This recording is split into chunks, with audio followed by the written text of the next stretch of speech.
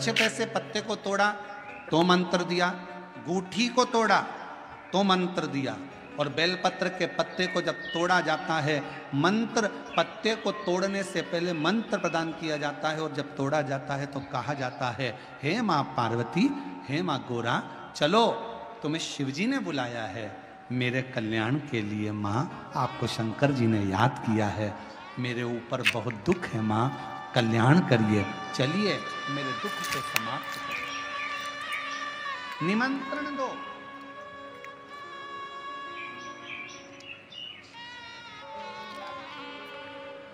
पहले नंबर पर क्या देना है बेलपत्र के पत्र को तोड़ने से पहले? जम के बोलो, मंत्र।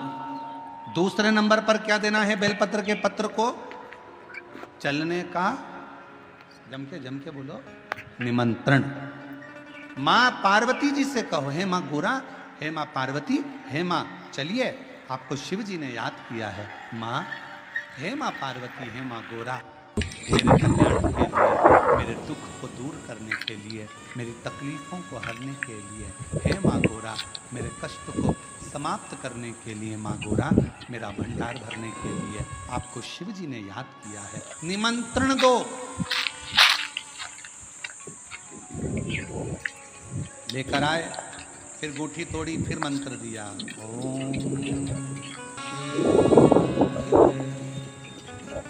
अब गुरुजी ने पूछा कि तुमने मंत्र दिया? नहीं। तुमने निमंत्रण दिया? नहीं।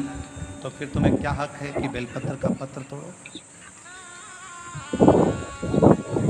महापुराण की कथा तो कितनी बड़ी बात कहती है, बेलपत्र के पत्र को सीधे पेड़ में से तोड़ कर लेकर आना चाहिए।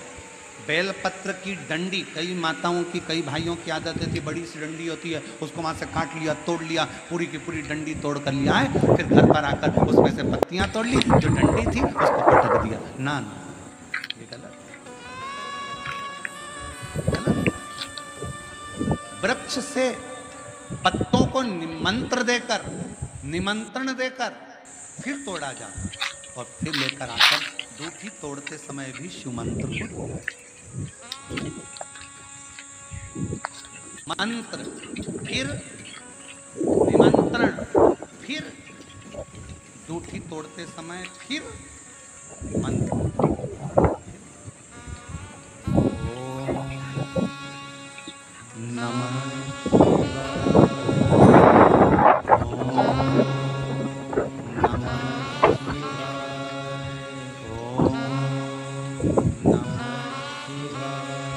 मंत्र के बाद निमंत्रण दो। माँ, हे माँ गौरा, साथ में बोलो, हे माँ गोरा, हे माँ पार्वती, चलिए आपको देव अधिदेव महादेव बुला रहे हैं मेरे दुख को काटने के लिए, कष्ट को मिटाने के लिए, तकलीफों को मिटाने के लिए। माँ आपको शिव ने याद किया है।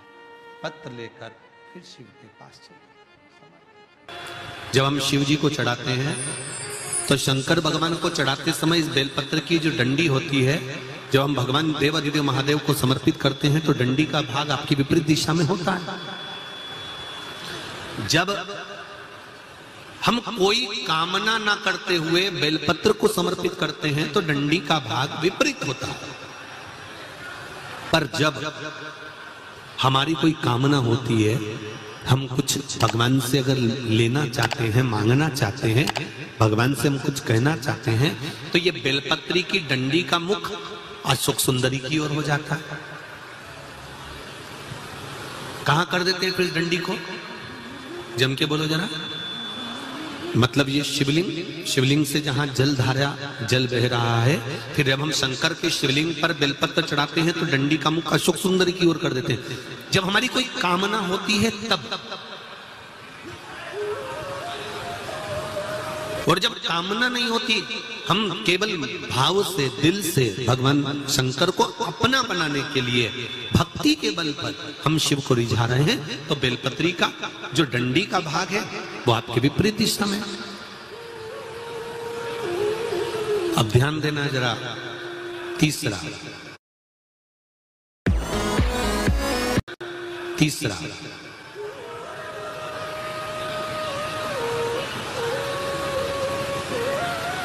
शंकर भगवान को जो बेलपत्र चढ़ती है वो उल्टी चढ़ती है। सब लोग ऐसे ही चढ़ाते हो ना? अरे बोलो तो जम के। मतलब ये जो चिकना चिकना सा भाग है ये शिवलिंग की ओर होता है, ठीक है। पर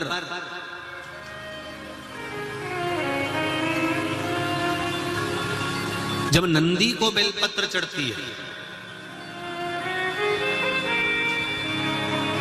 जब नंदीश्वर को बेलपत्र चढ़ती है तो वो बेलपत्र उल्टी नहीं चढ़ती, वो बेलपत्र सीधी चढ़ती है।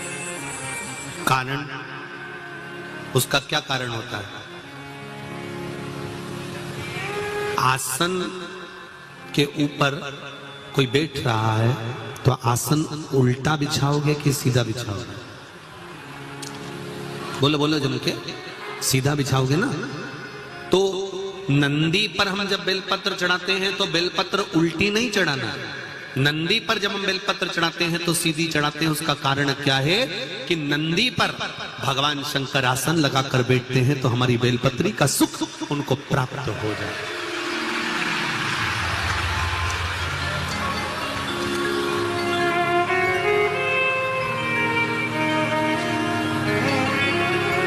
हमारी बेलपत्री का सुख भगवान शंकर जब उस पर विराजमान हो, आसन लगाए, उस पर बैठे तो उसका फल हमको प्राप्त, उसका फल हमको मिले। 20 साल, 7 साल, 21 साल संतान नहीं हुई, आपने डॉक्टर को दिखा लिया, जगह जगह जाकर होया है। अब एक काम करो, सफेद आंकड़े की जड़ तो मुरुका जी का नाम लेकर 21 बार शिव जी के मंदिर में शंकर जी पे से घुमाकर कमर में उसी मंदिर में शंकर भगवान का शिवलिंग देखकर बांधो, रजस्वला धर्म के साथ में, और उसको कहकर बांधो, सारे डॉक्टरों के पास होकर आ गई हूं, तू ही बचा था। मैंने सारे सहारे छोड़ दिए, बस तेरा सहारा, सब छोड़ दिए, अब कुछ नहीं बचा, अब केवल तू बचा है। और मेरा विश्वास कहता है कि तू जब सारी दुनिया का सुख दे सकता है, लक्ष्मी जी की गोद में गणेश दे सकता है, तो क्या मेरी गोदी नहीं भर सकता है? मेरा विश्वास कहता है कि तू ही देगा और तेरे दरबार से ही मिलेगा और कहीं नहीं, कहीं नहीं।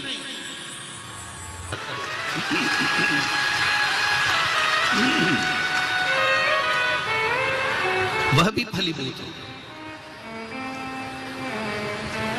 जैसे कल अपन ने शिवरात्रि का पूजन करा कि नहीं करा? अरे बोलो तो जम के, करा ना सबने? शिवलिंग का निर्माण करा, पूजन करा। आप 365 दिन पार्थिव शिवलिंग का निर्माण करोगे, सावन महीने में पार्थिव शिवलिंग का निर्माण करोगे, पर जितनी बार भी आप पार्थिव शिवलिंग का निर्माण करोगे तो सूर्य अस्त होने से पहले पार्थिव शिवलिंग का विसर्जन आपको करना पड़ेगा। पर 12 महीने शिवरात्रि आती है, शिवरात्रि के समय पर, शिवरात्रि के दिन हम दिन में नहीं, रात में 1 पहर, 2 पहर, 3 पहर, 4 पहर में जितना मन बन जाए कि 1 पहर पूजन करूंगी मैं, 2 पहर करूंगी। कल अपन ने कितनी पहर की पूजन करी? जम के बोलो जरा। 1 पहर की पूजन करी। शिव महापुराण की कथा कहती है शिवरात्रि की जो पूजन होती है, इसका मतलब क्या है? शिवरात्रि, इसको ये नहीं लिखा गया शिव डे, शिव दिन, इसको क्या कहा गया है? जम के बोलो जरा। शिवरात्रि। शिव महापुराण की विद्येश्वर संहिता में कुमार खंड के अंतर्गत स्कंद पुराण में जो वर्णन आता है कि 12 महीने शिवरात्रि आती है, जो रोज पूजन करने वाले हैं, रोज पार्थिव शिवलिंग का निर्माण करने वाले हैं, रोज सावन के महीने में शिवलिंग का निर्माण करते हैं, हजारों शिवलिंग बनाते हैं, तुम लाखों शिवलिंग का निर्माण कर लो, पर सावन के महीने में या 365 दिन शिवलिंग बनाओगे तो वो शिवलिंग तुम्हें सूर्य अस्त के पहले विसर्जन करना पड़ेगा। पर शिवरात्रि के दिन जो तुम शिवलिंग का पूजन कर रहे हो वो रात्रि में अगर करते हो तो 1 पहर का करते हो तो 1 पहर की पूजन करने के बाद विसर्जन कर दो, 2 पहर का करते हो तो 2 पहर की पूजन करने के बाद विसर्जन कर दो, 3 पहर का करते हो 3 विसर्जन कर दो, 4 पहर का करते हो तो 4 पहर का करने के बाद विसर्जन कर दो।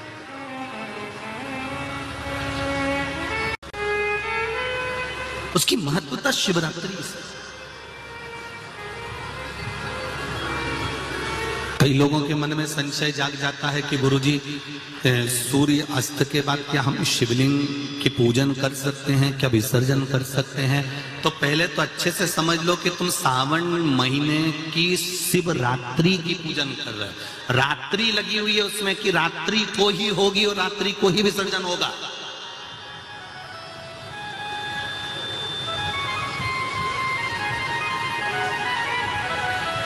और जो नी पढ़ा लिखा हो तो गीता प्रेस गोरखपुर की जो पंडित प्रदीप मिश्रा जी पोथी पढ़ते हैं उसको लिया,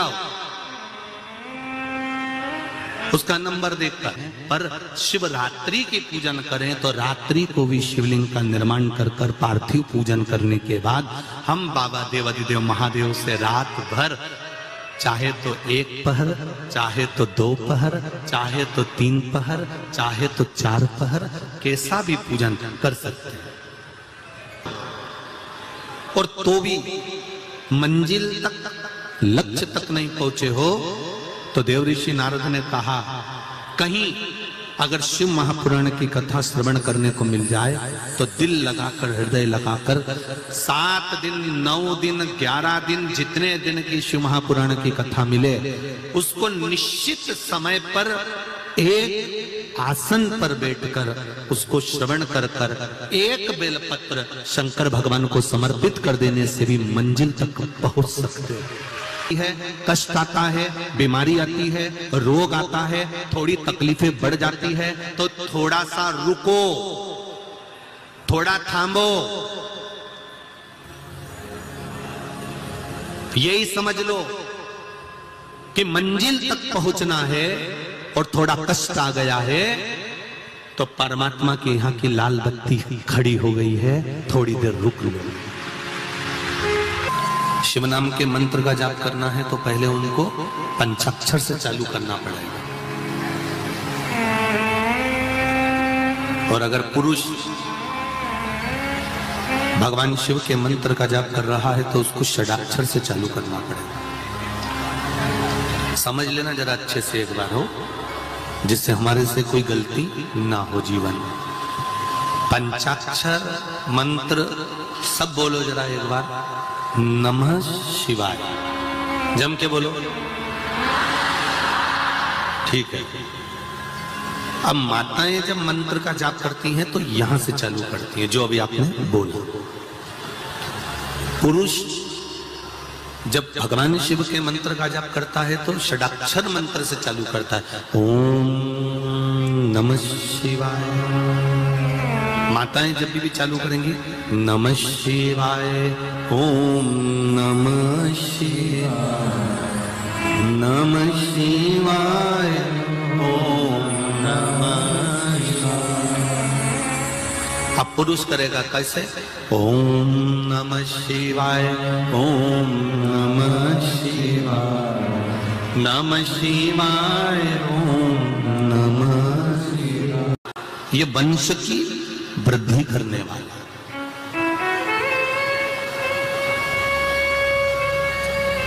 एक और बात अच्छे से समझ लो, किसी का अचानक एक्सीडेंट हो गया,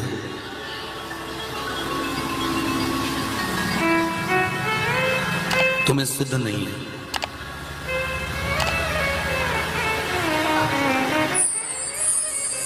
तुम्हें भान नहीं है, स्मरण नहीं है,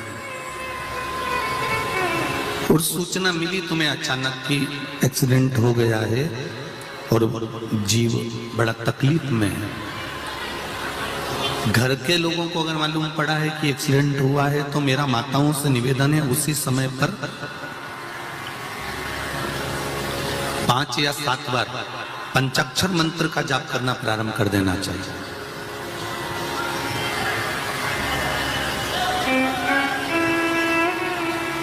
घर के उस चौखट पर जहां अपने पूर्वजों का स्थान है, जहां अपने पितरों का स्थान है, जहां अपने देवताओं का स्थान है, जहां अपने कुल देवी देवता का स्थान है, उस चौखट की ओर स्मरण कर कर शंकर के पंचाक्षर मंत्र का जाप कर लिया करें।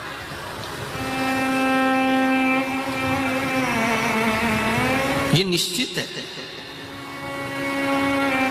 कि काल की घड़ी से महाकाल उसको निकाल कर वापस ले आएगा, ये निश्चित है। हाँ, जिसकी आ गई केवल एक मुझे व्रत का फल है। भगवान शंकर ने उत्तर दिया, नहीं पार्वती सुनो, 33 कोटि देवता में केवल एक शिव जी कहते हैं, केवल एक मुझे लोग पशुओं का देव भी कहते हैं, पशुपति नाथ भी कहते हैं। उसका फल मैं तुम्हें बता रहा हूं। पार्वती, शिवरात्रि, प्रदोष, सोमवार, सोमवार की अष्टमी, श्रावण, भादो, कुंवार, कार्तिक, चातुर्मास, ये जितने भी बड़े बड़े व्रत साधन जो आते हैं, इन साधनों में मनुष्य तो व्रत करता ही है, संत, साधु, सन्यासी, तपस्वी तो साधना करते ही हैं, पर साथ में मान लो कोई श्वान है, कुत्ता है, कोई जीव है, कोई जंतु है, और मालूम पड़े कि आज शिवरात्रि का दिन है या प्रदोष का दिन है या सोमवार का दिन है, और वो सुबह से उसको कुछ भी खाने को नहीं मिला, भूखा है, प्यासा है, उसको कुछ मिल ही नहीं रहा, उसको कुछ प्राप्त ही नहीं हुआ। शिव जी कहते हैं, पार्वती मान लो अगर प्रदोष का दिन है और कोई पशु को अगर कुछ मिला नहीं है, अनायास, शिव तो अनायास कृपा करने वाले हैं। शिवरात्रि की कथा ये कहती है कि एक भील हिरण को मारने के लिए पेड़ पर चढ़ गया, बेलपत्र का पेड़ था, नीचे शंकर का शिवलिंग था, छाजल में जल था, रात भर पानी गिरता रहा, बेलपत्री का पेड़ हिलता रहा, उसमें से पत्ते नीचे गिरते रहे, और प्रातः में शिवजी प्रकट होकर उस भील पर करुणा कर देते। ये तो शिव कथा तो अनायास कृपा करने वाली है, अचानक करुणा करने वाली है, अचानक दया करने वाली। कोई पशु है, कोई पक्षी है, कोई जलचर है, कोई थलचर है, कोई वायुचर है, कोई ऐसे जीव हैं जो तिथि पर मान लो भूखे हैं, प्यासे हैं, शिव कहते हैं, पार्वती जितना मनुष्य को व्रत का फल प्राप्त होता है, शिव कहते हैं उससे 4 गुना ज्यादा फल मैं पशुओं और पक्षियों को भी प्रदान कर देता हूं, उससे 4 गुना ज्यादा।